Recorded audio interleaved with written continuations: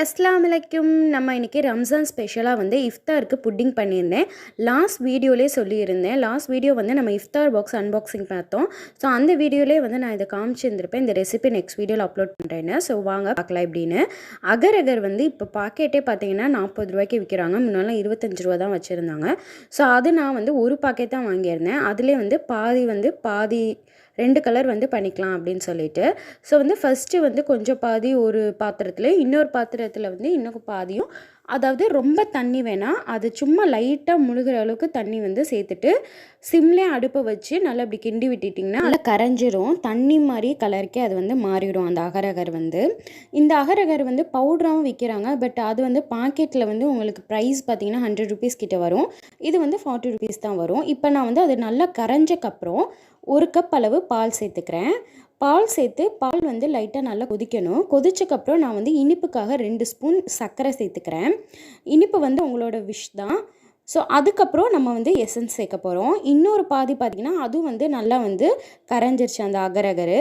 So இந்த first பாதியில் வந்து நான் க்ரீன் கலரில் எசன்ஸ் சேர்க்குறேன். அது என்னென்னு பார்த்தீங்கன்னா ஜனதாவோட ஐஸ்கிரீம் ஃப்ளேவர் தான். இது எனக்கு ரொம்ப ரொம்ப பிடிக்கும். ஸோ இது வந்து நான் என் மதர் இன் லா வீட்டிலேருந்து வரப்போ வாங்கிட்டு வந்தேன்.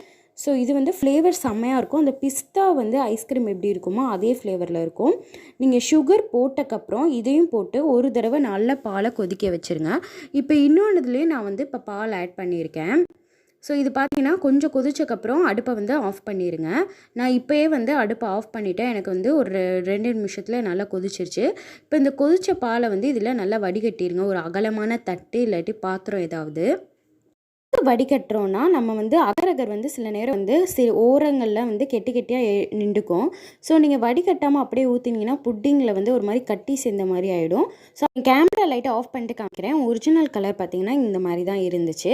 ஸோ இதுக்கப்புறம் நம்ம வந்து மேலே டாப்பிங்ஸ் வந்து உங்களோட இஷ்டம் தான். நீங்கள் நட்ஸ் ஆட் பண்ணிக்கலாம், ஃப்ரூட்ஸ் ஆட் பண்ணிக்கலாம், இல்லாட்டி சியா சீட்ஸ், சப்ஜா சீட்ஸ், இந்த மாதிரி எதுனாலும் நீங்கள் ஆட் பண்ணிக்கலாம். நான் வந்து கொஞ்சமாக சப்ஜா சீட்ஸ் ஆட் பண்ணியிருந்தேன். ஸோ இப்போ வந்து சம்மருக்காக வந்து பாடி ஹீட் ஆகும் அப்படின்றனால சப்ஜா சீட்ஸ் வந்து ஆட் பண்ணியிருந்தேன். ஸோ நீங்கள் அதிலே வந்து போட்டுக்கலாம். ஊற வைக்கணும்னு அவசியம் கிடையாது. இன்னொரு பாத்திரத்தில் வந்து அகர் வந்து நம்ம கரைச்சி வச்சுருந்தோம்ல, அதில் வந்து இப்போ நான் பால் சேர்த்து சுகர் ஆட் பண்ணிக்கிறேன். சுகர் வந்து நெசசரி கிடையாது, வேணும்னா ஆட் பண்ணிக்கோங்க. ஏன்னா எசன்ஸ்லேயே வந்து இனிப்பு இருக்கும். ஸோ எக்ஸ்ட்ராவாக நீங்கள் எசன்ஸ் கம்மியாக ஊற்றுறீங்கன்னா நீங்கள் வந்து சுகர் தனியாக ஆட் பண்ணிக்கோங்க. நம்ம வந்து இப்போ ரோஸ் மில்க் எசன்ஸ் யூஸ் பண்ணுறோம்ல, இது வந்து நம்ம ஹோம்மேட் வீட்டிலே செஞ்சது. அதோட லிங்க்கும் வந்து இந்த வீடியோ கீழே கொடுத்துருக்கேன். கண்டிப்பாக போய் செக் பண்ணி பாருங்கள். ரொம்பவே யூஸ்ஃபுல்லாக இருக்கும். நீங்கள் குழந்தைங்களுக்கு கொடுக்குறீங்கன்னா இந்த மாதிரி சிந்தட்டிக்கான கலர்ஸ் யூஸ் பண்ணுற பாட்டில் சிரப் வேணாம் அப்படின்னு நினச்சிங்கன்னா ஹோம்மேடாக நீங்கள் யூஸ் பண்ணிக்கலாம். நம்ம முன்னாடி பண்ண அதே மெத்தட் தான். அதே மாதிரி பால் கொஞ்சம் நேரம் காய்ச்சினதுக்கப்புறம் ஆஃப் பண்ணிவிட்டு இந்த மாதிரி வடிகட்டிக்கோங்க இன்னொரு பாத்திரத்தில். ஸோ இப்போ இது ரெண்டையுமே வந்து நம்ம வந்து நல்லா கூல் டவுன் பண்ணிக்கலாம். சும்மா அப்படியே டேபிளே ரூம் டெம்பரேச்சர்லேயே வச்சுருங்க. அப்படியே வச்சாலும் இது வந்து நல்லா புட்டிங் மாதிரி கெட்டி ஆகிடும்.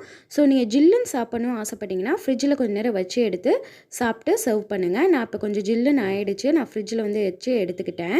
ஸோ பார்த்திங்கன்னா எனக்கு கட் பண்ணுறதுக்கே ரொம்ப சாட்டிஸ்ஃபைங்காக இருந்துச்சு. இந்த ஜெல்லி ரொம்பவும் இனிப்பாக இருந்துச்சு. குழந்தைங்களுக்கு ரொம்ப பிடிச்ச சாப்பிடுவாங்க. ஸோ நீங்கள் எசன்ஸ் வீட்டிலே செஞ்சிங்கன்னா எந்த ஒரு பயமும் இல்லாமல் நீங்கள் குழந்தைங்களுக்கும் கொடுக்கலாம். ரொம்பவே சூப்பராக இருக்குங்க. ஒரு ஐஸ்கிரீம் சாப்பிட்ட ஃபீல் உங்களுக்கு கிடைக்கும். ஸோ ஒன்று சாப்பிட்டிங்கன்னா இன்னொன்று சாப்பிடணுன்னு வந்து தோணிகிட்டே இருக்கும். இதில் நீங்கள் குழந்தைங்களுக்கு நட்ஸ் போட்டு கூட கொடுக்கலாம், ஃப்ரூட்ஸும் போட்டு கொடுக்கலாம். ரொம்பவே சூப்பராக இருக்கும். நீங்களும் ட்ரை பண்ணிட்டு கமெண்ட்டில் எப்படி இருக்குன்னு சொல்லுங்கள். தேங்க்ஸ் ஃபார் வாட்சிங்.